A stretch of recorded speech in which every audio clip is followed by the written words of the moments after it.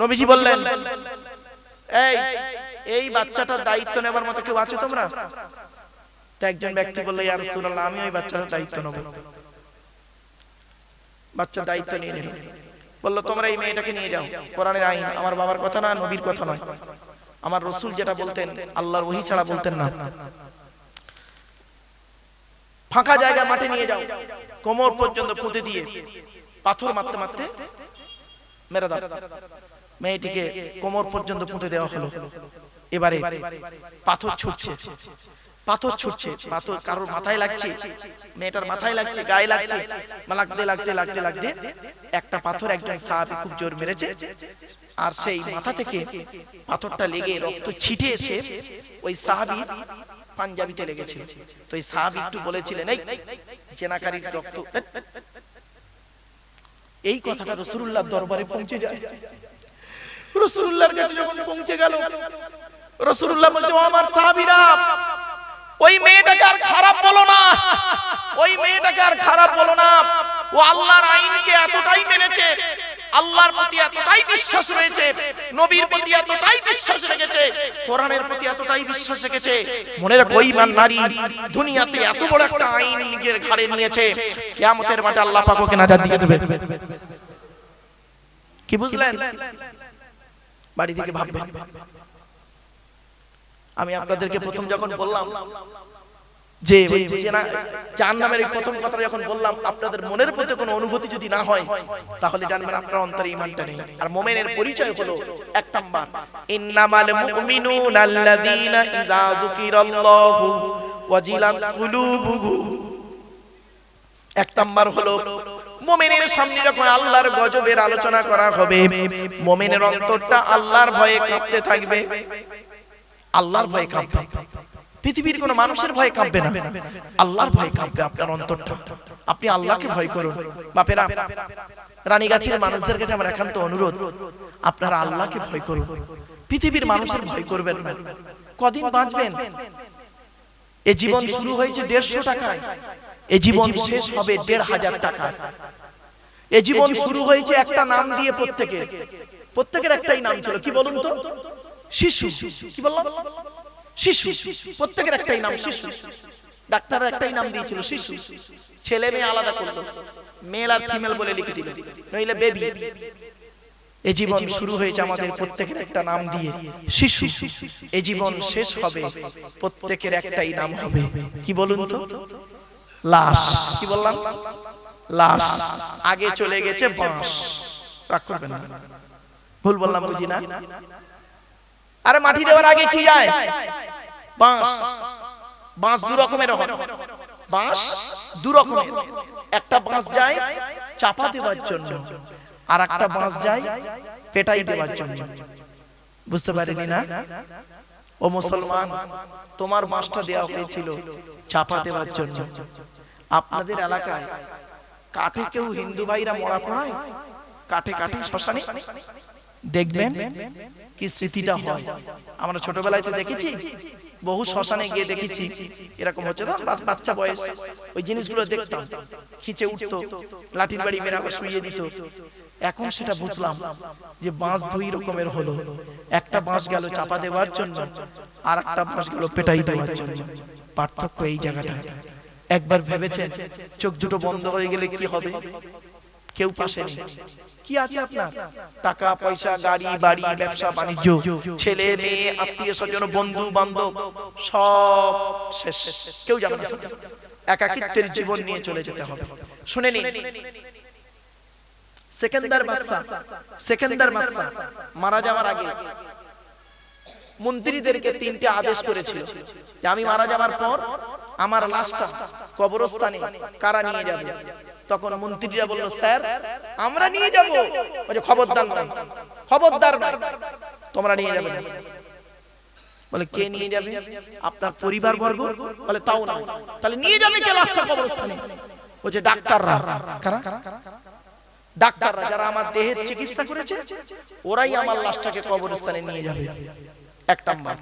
2 number, আমি মারা যাওয়ার পর, আমার মাটি দেওয়ার পর, আমার সম্পদ সোনা দানা কিছুটা কবরের পাশে রেখে চলে আসবে। কয়েকদিন রাখার পরে তারপরে নিয়ে চলে আসবে। 3 নাম্বার, আমি মারা যাওয়ার পর আমার হাত দুটো কাফনের বাইরে করে দেবে। আমরা কি করি বাবা, কি করি? কাফনের ভিতরে দিয়ে মুড়ে দিই তো। উনি বললেন আমার হাত দুটো কাফনের বাইরে করে দেবে। ব্যাস। জিজ্ঞাসা করা হলো একটু খুলে বলুন তো কি বলতে চাইছেন আপনি? বলছে শোনো, আমার লাশটাকে কবরস্থানে ডাক্তাররা নিয়ে যাবে কেন জানো? মানুষের ধারণা হয় ডাক্তাররা জীবন দেয়, জীবন নেয়। জীবন দেওয়া নেওয়ার মালিক ডাক্তার নয়, জীবন দেওয়া নেওয়ার মালিক কে? আল্লাহ। আল্লাযী খালাকাল মাউতা ওয়াল হায়াতা। আল্লাহ পাক হায়াত মউতের মালিক। ডাক্তারদের ধারণা ডাক্তাররা এই জন্যই কাঁধে করে নিয়ে যাচ্ছে আমাকে। ডাক্তাররা বলে দিচ্ছে ওরে পৃথিবীর মানুষ শোন, এই বাদশার মুখের কথার মাধ্যমে আমরা আন্দাজে চিকিৎসা করেছি। ও যেটা বলেছে পেটের যন্ত্রণা হচ্ছে, পেটের যন্ত্রণা আন্দাজে ওষুধ দিয়েছি। মাথার যন্ত্রণা হচ্ছে, আন্দাজে ওষুধ দিয়েছি মাথার যন্ত্রণা।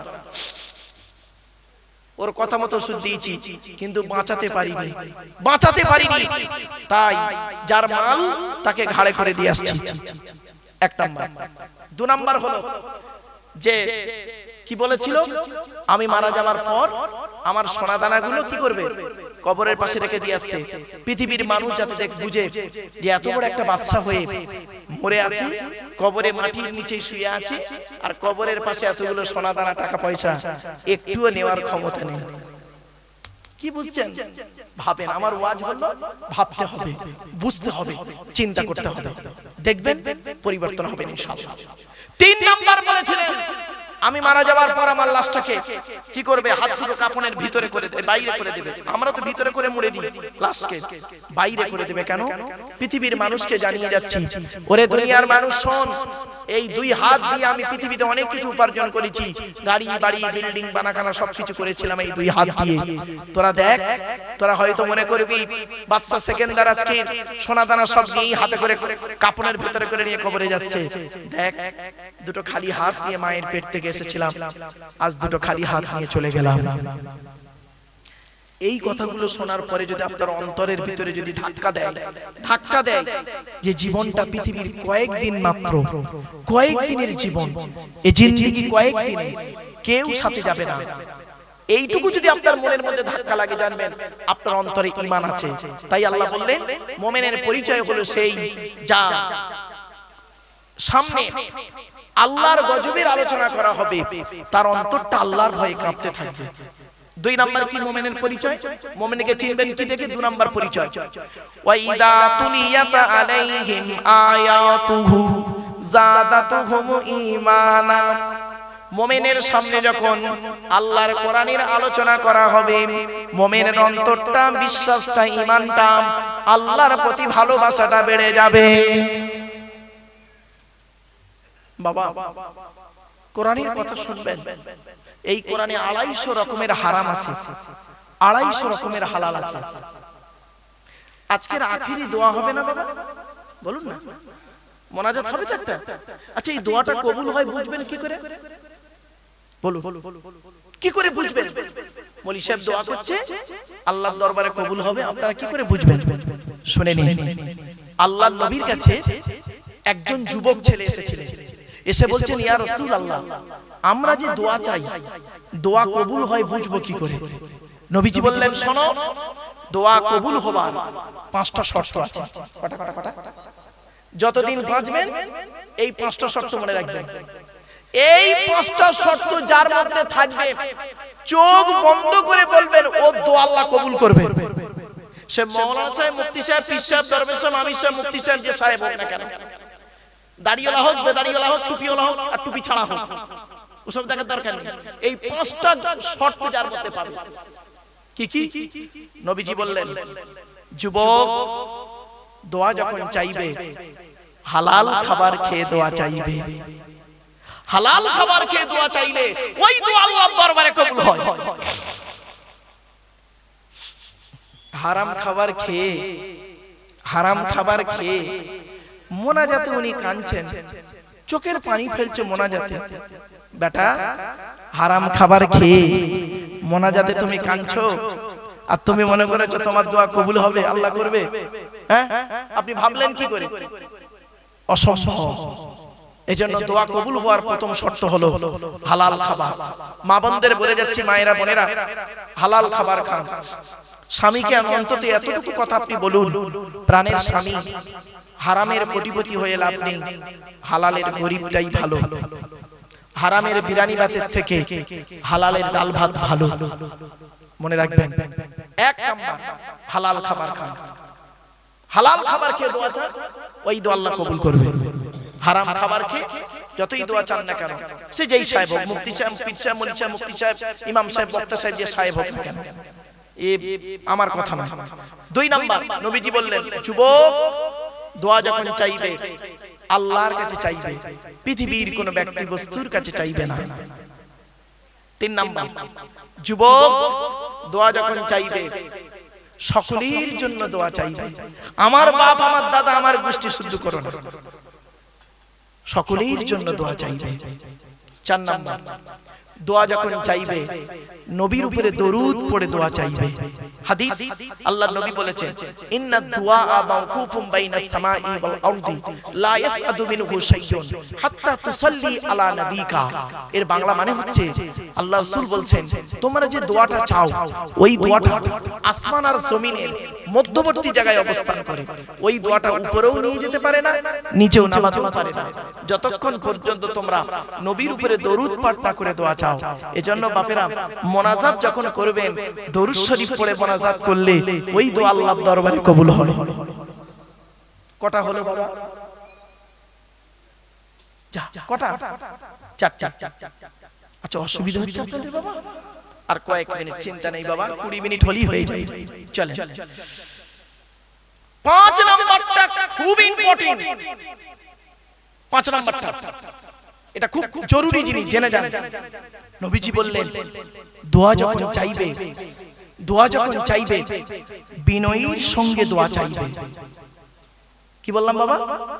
একটু বলুন। বিনয়ের সঙ্গে দোয়া চাইবে। দেখ, আমার হাতের দিকে তাকান, এবার আমার হাতের দিকে তাকান আপনারা। অনেক বক্তাকে আমি দেখেছি, নাম বলছি না, অনেক বক্তাকে দেখেছি, আপনারাও দেখেছেন কিনা একটু বলবেন। ভদ্রলোক মোনাজাত করছেন, হাতের দিকে তাকান, আমার হাতের দিকে দেখবেন, মোনাজাত করছেন, রব্বানা যালামনা আনফুসানা ওয়া ইল্লাম তাগফির লানা ওয়া তারহামনা লানাকুনান্না মিনাল খাসিরিন লা তাকনাতু মির রাহমাতিল্লাহ ইন্নাল্লাহা ইয়াগফিরুয যুনুবা জামিআ ইন্নাহু হুয়াল গফুরুর রহিম ওয়াফা বিআমরি ইলাল্লাহ ইন্নাল্লাহা বাশীরুম বিল ইবাদ ফাল্লাহু খায়রুন হাফিজা ওয়া হুয়া আরহামুর রাহিমিন। ঠিক না বেটি? তেল মালিশ করছে, তেল মালিশ করছে, গাঁট ভাঙছে, হাত মোচড়াচ্ছে, এমন করতেছে, দোয়া চাই চাই। বাস্তবটাই বলছি বাবা, খারাপ ভাববেন না, খবরদার এইভাবে মোনাজাত করবেন না কেউ। আপনাকে কে বলেছে 1 ঘন্টা ধরে বেয়াদবের মতো মোনাজাত করতে? কে বলেছে আপনাকে 1 ঘন্টা ধরে বেয়াদবের মতো মোনাজাত করতে? 1 ঘন্টা ধরে বেয়াদবের মতো মোনাজাত করার থেকে আদবের সঙ্গে 2 মিনিট আন্তরিকতা নিয়ে মোনাজাতটাই যথেষ্ট। ঠিক না বেটি? চলো ছোট্ট একটা উদাহরণ দিচ্ছি, এই উদাহরণটা বাড়িতে ভাববেন। বাপেরা, আমি খুব বিপদে পড়েছি, জানেন, খুব বিপদে পড়েছি। 1 লাখ টাকার দরকার এখনই। আপনারা কেউ দেবেন? আমি খুব বিপদে পড়েছি বাপ, 1 লাখ টাকার দরকার, কেউ আমাকে দেবে? আমি তো মাইকে এতগুলো লোকের সামনে বললাম, বিপদে পড়েছি বাপ। এখন এই ছেলেটি আমাকে বলছে, হুজুর আপনি মাইকে এত লোকের কাছে চাইছেন কেন? আপনার পাশে মহাশয় সাহেব বসে আছে, ওনার কাছে বলুন না 10 লক্ষ টাকা ওনার ব্যাংকে আছে। জাস্ট উদাহরণ। তো আমাকে একজন বললো কানে কানে, কি মোবাইলে বলে দিল। এবার আপনারা বলুন, আমি 1 লক্ষ টাকা এনার কাছে ধার চাইবো, এমনি এমনি নয়, কি চাইবো? ধার চাইবো। ধার মানে কি? পরে দিয়ে দিতে হবে। ধার চাইবো। বলুন আপনারা, আমার চাওয়ার অ্যাটিটিউডটা কেমন হবে? ধার চাইছি, ধার চাওয়ার অ্যাটিটিউডটা কেমন হবে? প্রথমে ওনার মুসাফা করব, সালাম দিয়ে মুসাফা করব, মুসাফা করে হাত দুটো ধরে বলবো, ভাই আমি খুব বিপদে পড়েছি, 1 লাখ টাকা আমাকে দেবেন, আমি কালকে সকালেই আপনাকে ফোন পেতে পাঠিয়ে দেব। উনি মনে মনে ভাববেন এই চিটিং বাজ, নাও দিতে পারে, ও টাল বাহানা করবে, টাল বাহানা, না আমার কাছে নেই, কি বলবো, এই সন্ধ্যাবেলা একজনকে 12 লাখ টাকা দিয়ে দিলাম, তার মানে নেই আমার কাছে। আমি কি করব? ওনার দুটো হাত ধরে অঝর নয়নে কান্নাকাটা করব, কারণ টাকাটা আমার দায়, কান্নাকাটা করব। তখন ধরুন আপনাদের কমিটির একজন লোক এসে ওনাকে বলছে, হুজুর কি ভাবছেন, দিয়ে দিয়ে। ওনার গাড়ির নাম্বারটা আমরা চিনি, ওনার বাড়িটাও চিনি, পালাবে না, দিয়ে দেন, দিয়ে দেবে বলছে তো কালকে। অনেক কান্নাকাটা করার পরে উনি আমার 1 লাখ টাকা ধার দেবেন, আমি কাজটা সেরে বাড়ি যাব। এই যে আমার দৃশ্যটা, এই যে চাওয়ার ভঙ্গিমাটা আমার আল্লাহ দেখে। আর জিবরাইল মিকাইল ইসরাফিলকে ডেকে বলে, জিবরাইল মিকাইল ইসরাফিল দেখতে আয়, দেখতে আয়, আমার বান্দা আব্দুল্লাহ কিল মারুফের এই মুহূর্তে ওর 1 লাখ টাকার টান দিয়েছি পরীক্ষা করার জন্য। দেখ একজনের কাছে 1 লাখ টাকা ধার চাইছে, ফিরি ফিরি নয়, ধার চাইছে, কিভাবে চাইছে দেখ, কিভাবে চাইছে দেখ। ওর হাত ধরে পা ধরে চোখের পানি ফেলে অনুনয় বিনয় করে 1 লাখ টাকা ধার নিল, ধার নিল, ফিরি ফিরি নয়। আর আমি আল্লাহ হলাম মালিকের মালিক, আমার কাছে মোনাজাত করছে, দেখ হাত মোছাড়াচ্ছে, তেল মালিশ করছে, গাঁট ভাঙছে, ও দোয়াই কবুল করব। বাবা কথাটা শুনতে হয়তো হাসি লাগলো, অতি বাস্তব কথা বলছি বাপ। মোনাজাত যখন করবেন আন্তরিকতা নিয়ে অন্তরের কথাগুলো, অন্তরের কথাগুলো একটু বলবেন। আর বক্তাদের উচিত এই মোনাজাত করতে করতে মাঝে অন্তত 2 মিনিট একটু মনে মনে মোনাজাত করা উচিত, ঠিক না বেটি? কথাটা শুনতে অসুবিধা হচ্ছে আপনাদের? ধরুন আমি মোনাজাত করছি, আমার যা যা প্রয়োজন আমি চিল্লে চিল্লে বলছি, আল্লাহ আমার এই করো, তাই করো, আমাদের এই করো, অমুক করো, তুমি করো, অমুক কিছু বলছি। এমনও কিছু কথা আপনার আছে, আপনার এমনও কিছু কথা আছে যেটা আপনি মাইকে বলতে পারবেন না, ঠিক না বেটি? আপনি সেটা মনে মনে আল্লাহর কাছে বললেন। এই জন্য বক্তাদের উচিত মোনাজাতের মাঝখানে 2 মিনিট অন্তত নিজে মনে মনে ওর অন্তরের কথাগুলো বলা, আর শ্রোতাদেরকে তার অন্তরের কথাগুলো আল্লাহর কাছে বলতে দেওয়া। কিছু বুঝতে পারছেন আমার কথা? কিন্তু এসব তো হয়ই না আমার বাপেরা। চলো তাহলে মোমেনের পরিচয় হলো 5টা। কি কি? 1 নাম্বার, মোমেনের সামনে যখন আল্লাহর গজবের আলোচনা করা হবে, মোমেনের অন্তরটা আল্লাহর ভয়ে কাঁপতে থাকবে। 2 নাম্বার, মোমেনের সামনে যখন কোরআন তেলাওয়াত করা হবে, মাসলা মাসাইলের আলোচনা হবে, আল্লাহর নবীর কথা বলা হবে, তখন মোমেনের অন্তরটা, ভালোবাসাটা, ঈমানটা আল্লাহর প্রতি বেড়ে যাবে। 3 নাম্বার মোমেনের পরিচয় শোনো। পৃথিবীর জমিনে মোমেন ব্যক্তি, আকাশের নিচে জমিনের উপরে মোমেন ব্যক্তি যারা হবে, সত্যিকারের মোমেন হবে, পৃথিবীর কোন ব্যক্তি বস্তুর উপরে তারা ভরসা করবে না। কোন কাজে, কোন কাজে পৃথিবীর কোন ব্যক্তির উপরে ভরসা করবে না। ভরসা করবে কার উপরে? ওয়ালা রাব্বিহিম ইয়াতাওয়াক্কালুন। মুমিন ব্যক্তিরা ভরসা করবে একমাত্র প্রত্যেকটা কাজে আল্লাহর উপরে ভরসা করবে। জোরে জোরে। এবার আপনারা আল্লাহর উপরে ভরসা করুন, আল্লাহ আপনাকে ঠিক রাস্তা বলে দেবে। 4 নাম্বার মুমিনের পরিচয়, আল্লাযীনা ইউকিমুনাস সালাত। মুমিনের 4 নাম্বার পরিচয় হলো মুমিন ব্যক্তি 5 ওয়াক্ত নামাজি হবে। এখন নামাজের ফরজ কটা তাও জানে না, ওযুর ফরজ কটা তাও জানে না, তায়াম্মুমের ফরজ কটা তাও জানে না, গোসলের ফরজ কটা তাও জানে না। বাপেরা আমি একটু বলে দিচ্ছি, শুনে দিন অন্তত। গোসলের ফরজ হলো 3টে। কটা? এই মা বোনেরা শুনে নিন, গোসলের ফরজ 3টে। কি কি? 1 নাম্বার গড়গড়া সহ কুল্লি করা। 2 নাম্বার নাকের নরম গোস্ত পর্যন্ত পানি পৌঁছানো। 3 নাম্বার সারা শরীরটা ভালো করে ধৌত করা। এটা গোসলের ফরজ। তায়াম্মুমের ফরজ 3টে। কি কি? 1 নাম্বার নিয়ত করা, 2 নাম্বার মুখমণ্ডল মোছা করা, 3 নাম্বার হাত মোছা করা। ওযুর ফরজ 4টে। কি কি? এক নাম্বার মুখমণ্ডল ধৌত করা। মুখমণ্ডল কতদূর ধৌত করবেন দেখে নিন, শিখে নিন, বুঝে নিন, জেনে নিন। এই চুলের গোড়া থেকে নিয়ে থুতনি পর্যন্ত, এ কানের লতিকা থেকে নিয়ে অপর কানের লতিকা পর্যন্ত ভালো করে ধৌত করবেন। যদি একটা লোমের গোড়া শুকনো থাকে ওযু হবে না, ওই ওযুতে নামাজ পড়লে কবুল হবে না। অনেকে দেখবেন শীতকালে ওযু করে আর গরমকালে ওযু করে। গরমকালে ওযু করতে গেলে কল থেকে কল ছাড়তে চায় না, আর শীতকালে কলের ধারে যেতে চায় না। ঠিক না বেটি? বাস যাদের ঘন দাড়ি আছে ভালো করে খিলাল করবেন, নইলে ওযু হবে না বাবা। 2 নাম্বার হাতের কনুইয়ের উপর পর্যন্ত ধৌত করবেন। 3 নাম্বার মাথা মণ্ডল মোছা করবেন। 4 নাম্বার পায়ের গাঁটের উপর পর্যন্ত ধৌত করবেন। এই ওযুর ফরজ হয়ে গেল। এবার আসছি নামাজের ফরজ। নামাজের ভিতরে বাইরে হলো 7টা ফরজ, ভেতরে হলো 6টা ফরজ, মোট 13টা ফরজ।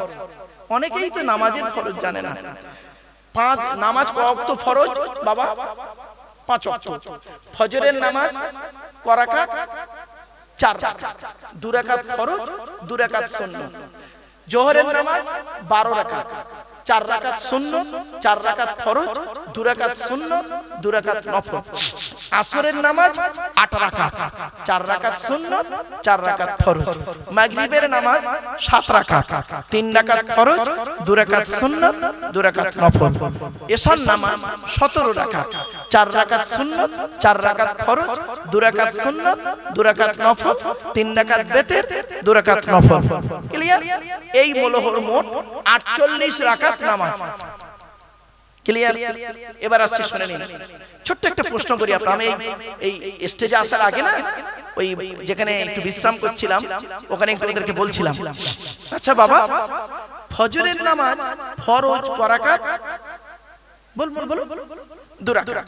আচ্ছা জোহরের নামাজ ফরজ ক রাকাত? আসরের, এশার 4, আর মাগরিবের কেন 2 4 4 4 আর এটার বেলা 3 কেন? বেজোড় কেন?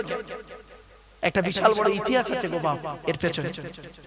আবার দেখেন ফজরের নামাজ যখন ইমাম সাহেব পড়ায় তখন জোরে জোরে কেরাত বলে না? বলে তো ফজরে। মাগরিবের নামাজ আর এশার নামাজে জোরে জোরে কেরাত করে, তাই না? আর আসর আর জোহরে মনে মনে পড়ে কেন? দেখেছেন? শুধু তাই না, আজকে জুম্মার দিন গেল না বাবা? হ্যাঁ, আচ্ছা জুম্মার নামাজ হলো জোহরের পরিবর্তে জুম্মার নামাজ। তা জোহরের নামাজ ফরজ ক রাকাত? 4 রাকাত। আর জুম্মার নামাজ কেন? ওর পরিবর্তে যদি এটা হয় তাহলে জুম্মার নামাজ 4 রাকাত হওয়া উচিত। দেখেছেন শিক্ষা কোথায় আছে বুঝতে পারছেন বাবা? আরেকটা দেখেন, আজকে জুম্মার দিনে ইমাম সাহেব যখন খুতবা দিয়েছিল, খুতবাটা কখন দিয়েছিল বাবা? জুম্মার নামাজের আগে না পরে? আগে। আর ঈদ হবে, রমজানের পরে ঈদ হবে। ঈদের নামাজের খুতবা ইমাম সাহেব কখন পড়ে? নামাজের আগে না পরে? কেন? ওটার বেলা পরে, এটার বেলা আগে কেন বাবা? জলসা যখন দেবেন কিছু জিনিস শেখার জন্য জলসা দেবেন, এতে করে জলসা দেওয়াটা সার্থক হবে। চলো আরো দেখেন, ফজরের নামাজ, জোহরের নামাজ, আসরের নামাজ, মাগরিবের নামাজ, এশার নামাজ, কোন নবী কোন নামাজগুলো পড়েছে একটু শুনে নিন। ফজরের নামাজ পড়তে পড়েছিলেন সর্বপ্রথম হযরতে আদম আলাইহিস সালাতু ওয়াস সালাম। সুবহানাল্লাহ বলা গেল না? জোহরের নামাজ পড়েছিলেন হযরতে ইব্রাহিম খলিলুল্লাহ। আসরের নামাজ পড়েছিলেন সর্বপ্রথম হযরতে ইউনুস, কেউ বলেছেন হযরতে আইয়ুব আলাইহিস সালাতু ওয়াস সালাম। এশার নামাজ পড়েছিলেন বিশ্বনবী মুহাম্মদ সাল্লাল্লাহু আলাইহি সাল্লাম। আর মাগরিবের নামাজ পড়েছিলেন হযরতে দাউদ আলাইহিস সালাতু ওয়াস সালাম। দাউদ নবীকে সুলাইমান নবীর বাপ। ঘটনাটা একটু বলি, অসুবিধা চাপে শুনে নিন, এগুলো শিখে নিন। দাউদ নবীর ছেলের নাম ছিল সুলাইমান নবী, উনি একজন বাদশা হয়েছিলেন। তো সুলাইমান নবীর কাছে দুজন নারী এসেছিল একটা বিচার করতে, বিচার। তো সুলাইমান দাউদ নবীর কাছে এসেছে দুটো নারী বিচার করতে। তো দাউদ নবী করেছেন যে বিচারটা করে দিয়েছেন, দুজনকেই বলেছেন, দুজনের কথা থেকে বিচার করে দিয়েছেন। গেটে সুলাইমান নবী দাঁড়িয়ে ছিল, ছেলে। তো সুলাইমান নবী বলছে, কি ব্যাপার, তোমরা দুজন মহিলা কোথায় গেছিলে? বলে, তোমার বাপের কাছে গেছিলাম বিচার করতে, তোমার বাপ বিচার করলে এইরকম। তা বলছে, বিচার পছন্দ হয়নি না? বলে, উনি করেছিলেন কি? বিচার করেছিলেন যে বিচারটা দাউদ নবীর তুলনায় সুলাইমান নবীর ছেলের বিচারটা আরো উত্তম হয়েছিল, বুঝলেন? তো দাউদ নবী করেছিলেন কি? আল্লাহর কাছে অত্যাধিক কান্নাকাটা করেছিলেন। যে সময়টা এই ঘটনাটা ঘটেছিল সেই সময়টা ছিল মাগরিবের সময়, সূর্য ডোবার সময়। তো উনি করেছিলেন কি? আল্লাহর শুকরিয়া আদায় করার জন্য 4 রাকাতে নিয়ত করেছিলেন। 4 রাকাতে নিয়ত করে এত কান্না কাঁদছিলেন নামাজের ভিতরে, 3 রাকাতে বসে পড়েছিলেন।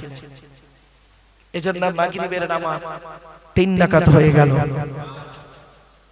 প্রত্যেকটা জোর, এটা কেন বেজোড়? চলো আরেকটা বলি।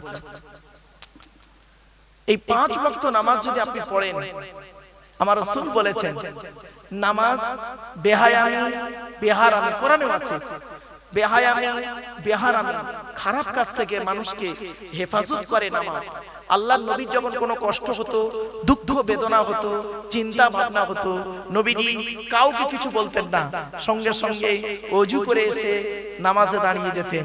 নামাজ পড়ার পরে তিনি মনে তার মানে আনন্দ ফুটে যেত। জোরে বলুন সুবহানাল্লাহ। নামাজের মধ্যে আল্লাহর সঙ্গে কথা হয়। নামাজের মধ্যে আত্তাহিয়াতু পড়া হয় না?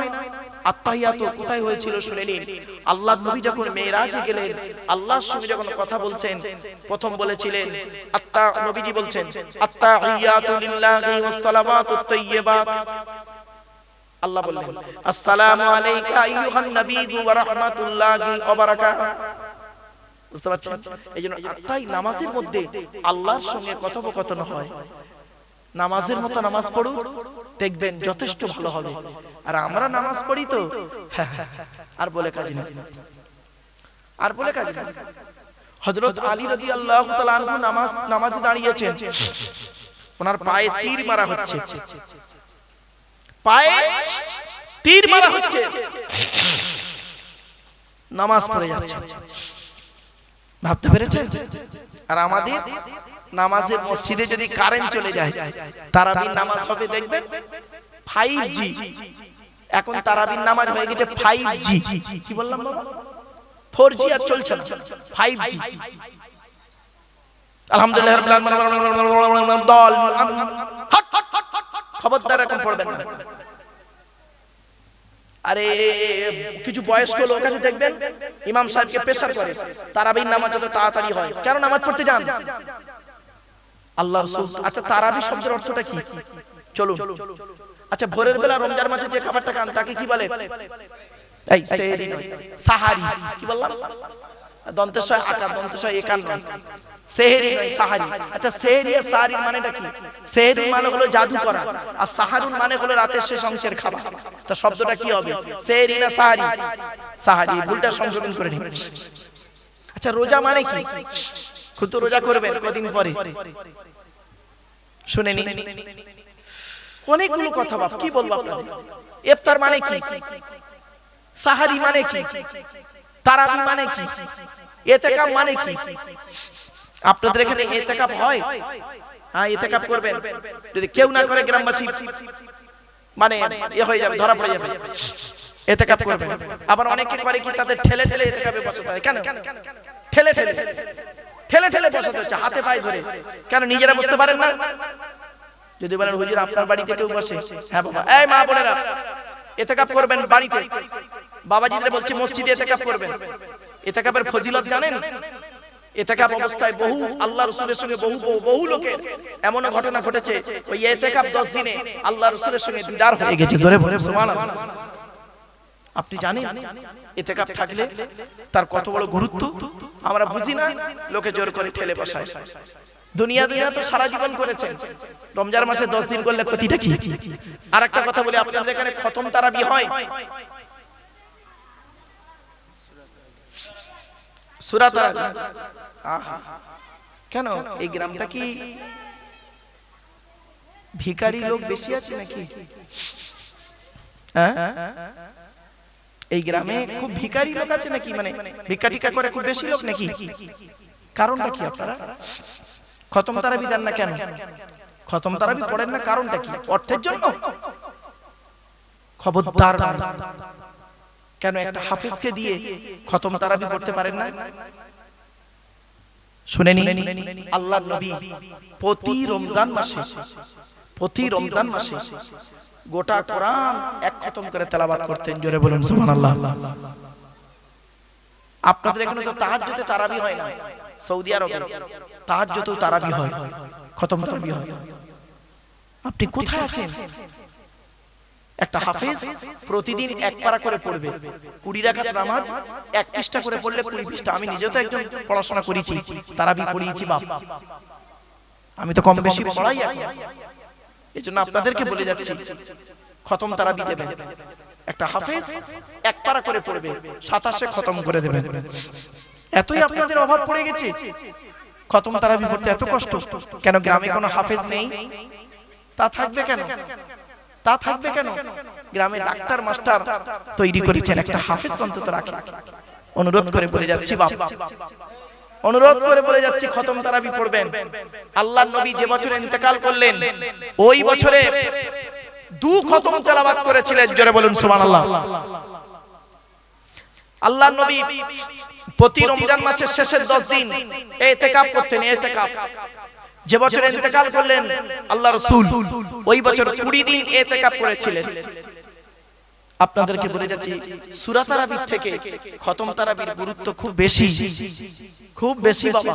হাতে ধরে বলে যাচ্ছি, কোরআন তেলাওয়াত শুনবেন নামাজের মধ্যে। আল্লাহ পাক অত্যন্ত খুশি হয় কখন জানেন? বান্দা যখন নামাজি আল্লাহর কোরআন তেলাওয়াত করে। জোরে বলুন সুবহানাল্লাহ। এখন বলবেন হুজুর, আমরা তো সূরা তারাবি পড়ি 10টা সূরা নিয়ে, এটাও কি কোরআন নয়? হ্যাঁ বাবা, ওটাও তো কোরআন।